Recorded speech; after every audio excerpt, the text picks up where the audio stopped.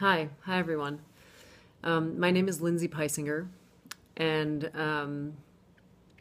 I have been working with Marina for 5 years, mostly casting and training performers and developing the method. And we collaborated on a performance at the Serpentine Gallery last summer.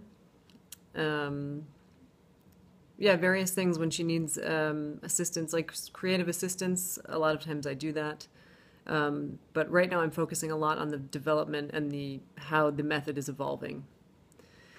Um, One really important thing about the method is stillness. I think Marina would say that in a world where we have so many distractions, more distractions than we can even understand that we have because we're inside of it. You can only see those distractions once you're outside of it.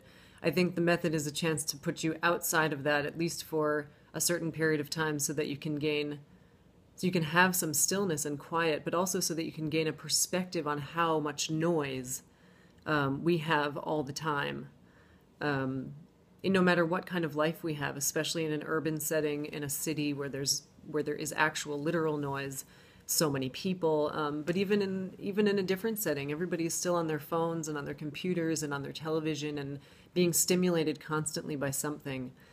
So the method tries to remove all the stimulation, remove all the distractions, so that you have the space to be with yourself, and to be with a group of people and a group of strangers, having a communal experience.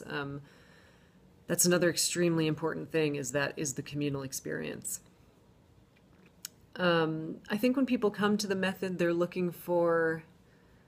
Many people know Marina, and they know the kind of work that she does and the kind of level of consciousness that she cultivates in her work. And so I think people come to the method looking for something that's going to change their perspective a little bit.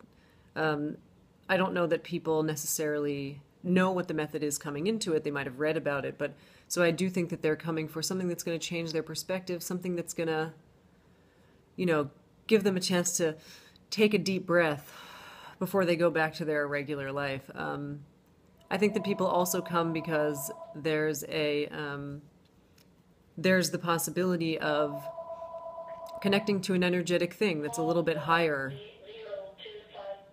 Sorry, my house phone is ringing. There's this possibility of connecting to an energetic thing that's a bit higher than what you're able to connect to just in a regular way. We've done the method in a lot of countries now. It's taken different forms. The evolution of the method has been sort of complex. It started as a show in Milan in 2012 called the Abramovich Method. And that was, I think, the first time that Marina made a large group of transitory objects for the public to use. And that was structured in a way where the public came in and they signed up for a specific amount of time, and then they spent like a total of 2.5 hours in the method, and they signed a contract, and it was all very regimented. From that point, the method has gone to Brazil in a very similar format.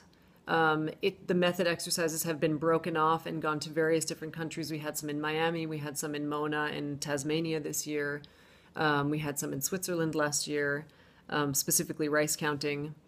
Then Marina and I did a performance at the Serpentine Gallery in London last summer, and that was a performance that Marina and I were doing that was a collective experience for people, and we were utilizing exercises from the method to facilitate that public experience.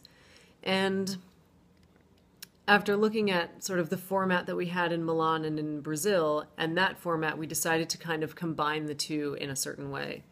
So now having combined that, we've done the method also we've broken off a piece of the method and done it in New York. We've done it in Sydney, Australia.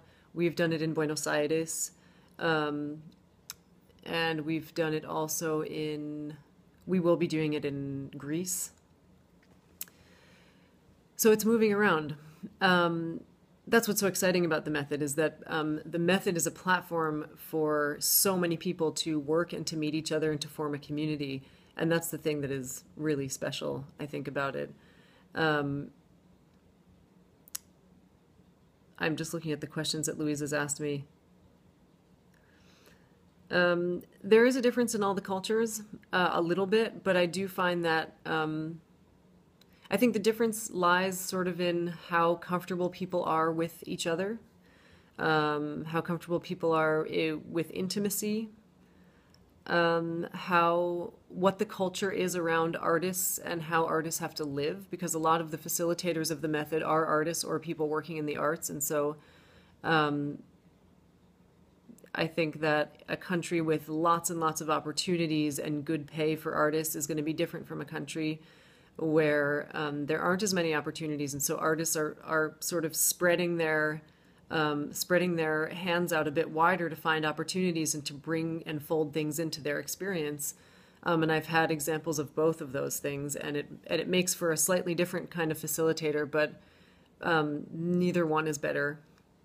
I think that what I've found across all countries, and this has been astonishing in all cultures that we've been in, is a generosity. There's a real, when people feel invested in the work and they understand it well, there's such a generosity among the facilitators, but also towards the public. It's a really beautiful thing. The facilitators always take such good care of the public, and they're invested in the experience of the public. They want the public to have the best experience that they can have. Louise has asked me to talk just for a minute about individual and collective experience. I think that that's a very important thing in the method. The individuals are having their own experience. For sure, you come in, you can be alone, even if you're with another person or a group. When you come in, it's just you. You're very autonomous in your experience there. You can spend 5 minutes in the room. You can spend 6 hours in the room. You can do one exercise and observe. You can do 4 exercises and never observe. It's really up to you how you want to manage that, and therefore what role you're going to play. Inside the method, when it's all working really well, the roles of participant and observer are interchanged really fluidly. And I think that that's something that creates this individual versus collective experience dynamic.